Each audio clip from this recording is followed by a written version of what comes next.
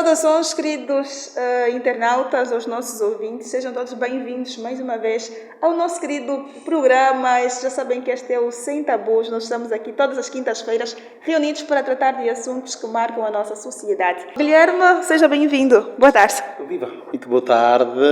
Eu sou Guilherme Chitalacumbi, sou profissional da área de saúde e especificamente formado em ciências de enfermagem. Guilherme, como é que se sente? É a primeira vez aqui no nosso programa, não é? Justamente, primeira vez, mas pelo calor que me é dado, sinto-me por praticamente quase dono de casa, mesmo sendo a primeira vez. Fui muito bem recebido e estou bem. Nós somos família. E já agora, Feliz Natal! De igual modo, Feliz Natal, independentemente das condições que cada um estiver a viver, mas vamos desejar felicidade, saúde, paz e amor. Muito bem. E nós vamos, sem mais perca de tempo, ir mesmo já para o nosso programa. O tema escolhido para hoje são as causas e consequências do cancro da mama na província do Namibe. Nós celebramos o Outubro Rosa, celebramos também o Novembro Azul. Todos estes em homenagem às pessoas portadoras do cancro da mama e da próstata. Hoje vamos poder abordar de uma forma mais específica com o nosso querido convidado, que ele entende melhor do que nós sobre esse tema. Então ele vai poder nos dar uma pincelada. Primeiro, o que é o cancro, ou o que é o cancro, tanto da mama como a próstata? Na verdade, o que é o cancro, Guilherme? Perfeitamente. Quando estamos a falar de cancro, estamos a falar do crescimento desorganizado, desordenado de algumas células que praticamente elas crescem sem a necessidade do organismo. E para isso, depois desse crescimento, então começam a criar complicações, porque o organismo está formatado para produzir, ou seja, as suas células elas multiplicam-se em função das necessidades orgânicas. E infelizmente, podemos aqui dizer que os cancros, na sua maior parte, são de causas idiopáticas. O que é isso, idiopática? São de causas desconhecidas. As células crescem de forma desordenada e vão criando tecidos desnecessários e numa dimensão maioritária e depois, você já sabe que tudo aquilo que estiver em excesso no organismo humano torna-se nefasto ou perigoso à própria saúde. Guilherme, o que é que está em causa deste crescimento ou da proliferação do cancro aqui na nossa província? Bom, se calhar não diria tanto o que é que está em causa. Como já o disse, não é? Que os cancros têm causas idiopáticas. Quando se diz que causas idiopáticas são causas desconhecidas. Mas ainda assim pode-se procurar vários outros fatores. Um dos fatores fundamentais pode ser, se calhar, alguma predisposição genética. Aquelas pessoas que têm uma predisposição genética a células cancerígenas. Então, se por exemplo teve um familiar que sofreu de algum cancro, é logo um potencial indivíduo que possa no futuro desenvolver o cancro da mama, como também pode ser o cancro da próstata, como também pode ser, se for também no homem, como já disse, da próstata, como também o cancro do útero nas mulheres, nos ovários ou em qualquer parte do corpo em que eles estiverem a acometer. Agora, algumas linhas científicas comprovam que o consumo de certos tipos de alimentos de forma não controlada também podem ou têm sido também fatores importantes para facilitar o aceleramento ou o surgimento de células cancerígenas em distintas partes do corpo. Isso pode acontecer no cancro da mama, sobretudo para as mulheres, e nos homens também, embora nas mulheres com maior proporção e nos homens com menor proporção. E também o cancro do útero, o cancro, ou seja, o cancro da próstata nos homens, são vários tipos de cancro. Quer dizer, cada parte, cada tecido do nosso corpo está propenso a desenvolver o cancro. Mas, aqui abrir mais um parênteses em função da pergunta que acabou de fazer, naquelas pessoas que fazem o uso excessivo do tabaco, também tem havido uma predisposição, tendo em conta a nicotina que as pessoas vão ir inalando. Quer dizer que esses produtos podem facilitar e propiciar com que exista o surgimento de células de forma sequenciada e que depois o próprio organismo não consegue ter o controlo. Então vem aí o descontrolo e surgem então os problemas relacionados com os cancros. E se tivermos que olhar, por exemplo, para as estatísticas, bom, talvez podíamos olhar que existem continentes em que são muito mais afetadas as pessoas, mas também não podemos ficar descansados porque também vão aparecendo muitos casos relacionados com os cancros aqui no nosso país, especificamente na província do Namibe, e hoje pode-se considerar também já que é uma preocupação de saúde pública. Então, são vários fatores que podem estar. E também alguns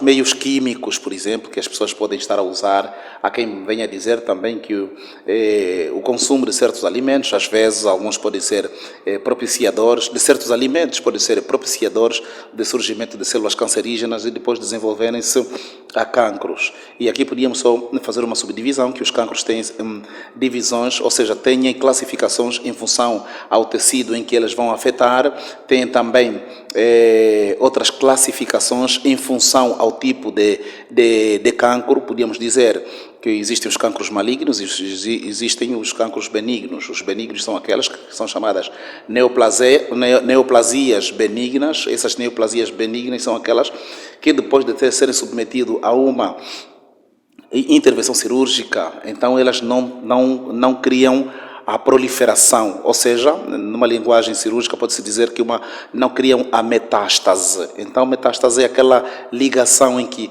depois do cancro estar no organismo da pessoa durante algum tempo e que ainda não foi identificado, ela vai se espalhar pela corrente sanguínea, as células cancerígenas vão se espalhando e então vão criando algumas pequenas raízes em outros lugares. O que quer dizer que depois de ser submetida a uma intervenção cirúrgica, ou então depois de ser submetido, por exemplo, a uma quimioterapia, que são procedimentos para poder destruir o agente cancerígeno, ainda ele pode aparecer num outro lugar do corpo porque já metastasou. Então esse tipo de câncer tem sido chamado como cancro maligno. E existem os benignos, daqueles que depois de se proceder uma cirurgia ou então uma quimioterapia, já não volta a acontecer. Então, por exemplo, no Namibe tem aparecido muitos casos em que algumas mulheres aparecem com alguns tumores benignos ou miomas, famosos miomas do útero, e como são benignos, têm sido submetidas a algumas intervenções cirúrgicas e saem com sucesso e já não voltam a aparecer. Nós já temos condições para fazer quimioterapia, para este tipo de tratamento mais agressivos ou que requerem mais especialidades médicas. Temos essas condições aqui? Bem, os hospitais, tal como sabe, estão classificados aos níveis e nós temos aqui os hospitais que estão na nossa província, são hospitais de nível de até um certo ponto de atendimento. Então existem aqueles cancros ou aqueles tumores que são mais complicados, que requerem alguma especialização mais abrangente. Temos então o Hospital Regional da Huila, podíamos assim considerar, em relação a tudo aquilo que, por exemplo, não for possível aqui ser resolvido, então é resolvido no Lubango, e aquilo que não é possível no Lubango, então temos o grande Hospital Nacional, que é o Centro Nacional de Oncologia, onde são evacuados esses doentes, ser submetidos a vários tipos de exames e então dar a resolução. O certo é que aqueles cancros, como já disse, os benignos, os mais simples, que têm sido, ou seja, que não são complicados, então têm sido solucionados aqui. Mas aqui é preciso também entender uma coisa, que quando é que vai se perceber que é maligno? É lógico que o indivíduo, antes de ser intervencionado cirurgicamente, tem que passar por alguns exames, vários exames. Esses exames, dentre eles podem aparecer as chamadas biópsias, outros podem ser outros vários tipos de exames que são exames que ajudam a facilitar as células cancerígenas e depois também classificar que tipo de célula, se é uma célula benigna ou maligna, e o tempo mais ou menos de permanência que está no organismo do indivíduo. Então, a partir destes pressupostos, pode-se dizer que este indivíduo indivíduo pode encontrar uma solução a nível local e se for provado, por exemplo, que é um tumor de grande complexidade ou um cancro de grande complexidade, então deve ser evacuado ou transferido para um hospital de referência de especialização que nós, ao nível da nossa província, não possuímos. Na nossa província, a taxa ou o índice de pessoas portadoras do câncer, do cancro, no caso, é alto, é baixo, é médio? Como é que nós estamos a nível da taxa? Talvez não podia falar concretamente a nível das estatísticas, tendo em conta, sendo uma especificidade ao nível da área de estatística e de saúde pública, e neste momento eu não dispondo desses dados e também porque se calhar não estou autorizado para poder falar sobre esses dados. Ainda assim, de uma regra geral, não podemos olhar tanto que seja tão alto, pelo facto de que tem existido informações, que é o mais importante que eu aqui gostaria de falar, que a informação que as pessoas recebem, estando doentes ou não, de como é que devem fazer para poder perceber, por exemplo, para os homens a partir de uma idade que seja superior aos 40 anos, fazer o toque retal para poder despistar o cancro da próstata ou então uma neoplasia prostática, que são duas coisas diferentes. Se for para as mulheres, por exemplo, a despistar o cancro da mama, existem aquelas orientações que se dão, que logo ao acordar tem que fazer uma palpação. Enfim, essas medidas têm ajudado, mas existem aquelas pessoas que quando é notado, por exemplo, que tem um caroço, automaticamente vai para o hospital e depois faz-se uma investigação clínica para poder avaliar se realmente estará a desenvolver uma patologia, ou seja, uma doença relacionada a isto. Mas o que eu disse mesmo, que por aquilo que nós às vezes olhamos e constatamos e ouvimos das pessoas que aparecem, através de consultorias, eu participo de trabalhos em alguns consultórios, com alguns médicos que fazem ecografias. Em alguns casos tem sido frequente, por exemplo, notar alguns miomas em pequenas dimensões, mas não quer dizer que sejam de alto nível, talvez se tivermos que comparar com outras paragens do país, mas uma doença é sempre uma doença, então carece sempre de uma resposta para não deixar que depois a situação passe despercebida. Agora, a proporcionalidade em termos de as mulheres aparecerem mais é pelo facto de que as mulheres têm um contacto permanente com os hospitais por causa do estado de maternidade que as expõe em maior frequência com o hospital. Uma mulher às vezes vai pretender ficar grávida e depois, uma das situações que eu já ouvi, são aquelas mulheres que às vezes pretendiam ficar grávida e até umas dizem que não, tem um mioma, então o mioma está a comer os bebês. Não é que o mioma não é um animal, o mioma é de facto um tecido que vai crescendo dentro do útero e se o tamanho que ele tiver for de facto maior, vai ocupar o espaço em que estaria alojado o feto e logo não haverá desenvolvimento do feto. Não havendo desenvolvimento do feto, pode haver um aborto e assim fica difícil. Então, na medida em que o tamanho do mioma vai ir aumentando para as mulheres, no caso, que é o tamanho que é aquela que vai afetar o útero, então também a complicação da infertilidade vai ir surgindo, pode estar relacionado. Agora, para os homens, como disse, também pode aparecer, só que não temos ainda grandes dados, porque também poucos homens é que vão fazer consultas de rotina, poucos homens vão fazer consulta de rotina, mas acredito que já o Namibe tem, ao nível daquilo que é o setor privado, já algumas áreas privadas vão criando já condições de ter meios de diagnóstico que facilitem, por exemplo, sobretudo preventivamente ao cancro da próstata para os homens. Então, estamos em meios mais ou menos que precisam, nós não precisamos ter números elevadíssimos, mas precisamos é que as pessoas tomem o conhecimento de que essas doenças existem, os cancros existem e que as pessoas não venham a morrer por desconhecimento delas. Então temos que trabalhar para podermos massificar a informação para que as pessoas tomem cuidado e identifiquem o mais rápido possível para evitar as consequências futuras. Anteriormente, os homens tinham muito receio de ir ao médico para tratar principalmente do cancro, por ser uma consulta um bocadinho mais íntima.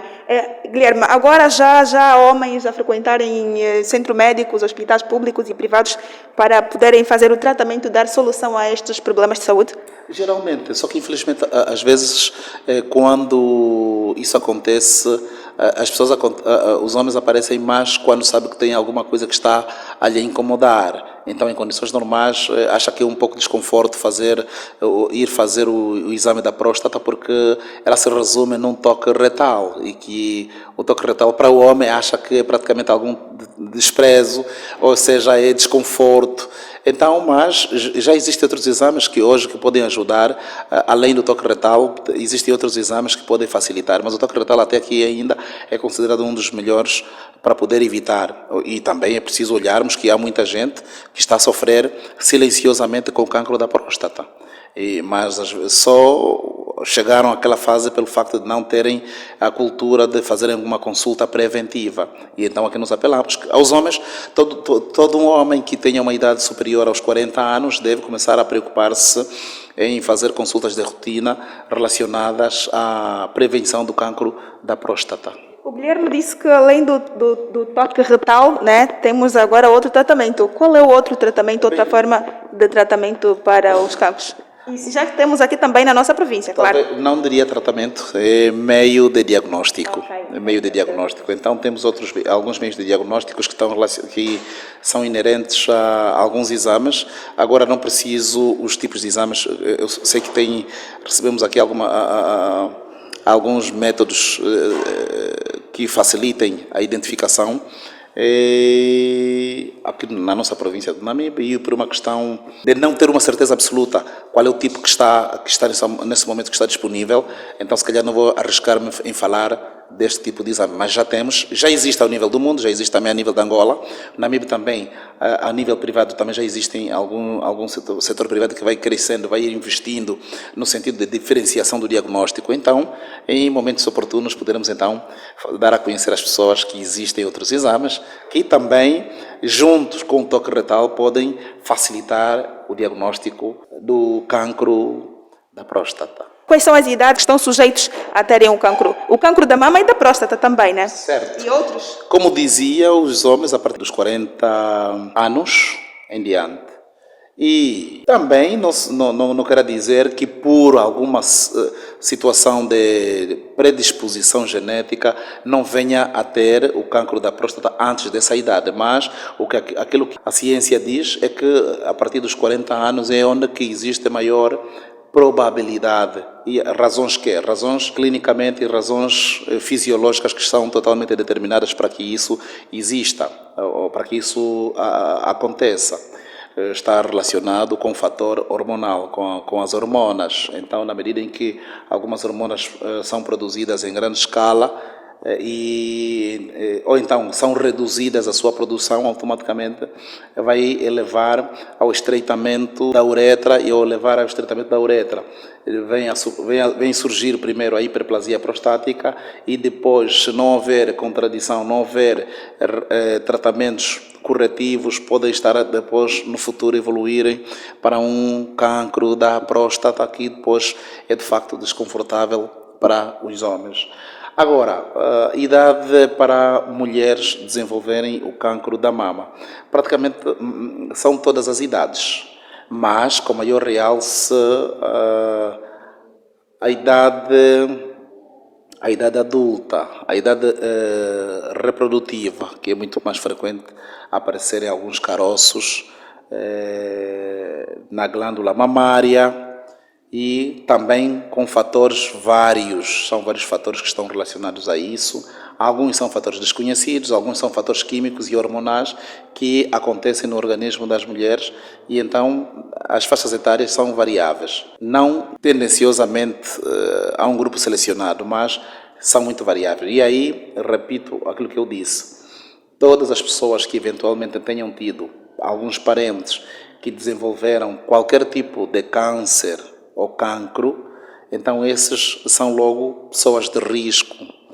Todas as pessoas que fazem o uso, por exemplo, do tabaco, são pessoas de risco, não importa se é mulher, se é homem, logo são pessoas que se colocam a uma predisposição de risco para desenvolverem um cancro. O cancro da próstata pode causar esterilidade, não diretamente, mas sabe que quando se diz que é o cancro, existe uma, de facto, quando é da próstata, a próstata tem um fator muito importante na produção dos espermatozoides. Então, quando ela estiver afetada por um tecido, por exemplo, tumoral, automaticamente a produção começa a reduzir. Logicamente que de forma direta ou indireta pode afetar a reprodução. Últimas considerações para terminar mesmo o nosso programa. Super interessante e obrigado por me terem convidado, mas aqui só para dizer que é preciso termos sempre uma atenção virada à saúde preventiva para não esperarmos ficarmos doentes e depois começarmos a lutar pela vida toda com os medicamentos. E a prevenção é sempre a chave de ouro quando a questão é a manutenção da saúde. A todos desejamos votos de uma continuação de tarde, né? Um beijinho grande da Luísa Gomes, que já sabe que todas as quintas-feiras nós estamos aqui no Sem Tabus, no Namibe Fala a Verdade. Beijo grande, Feliz Natal!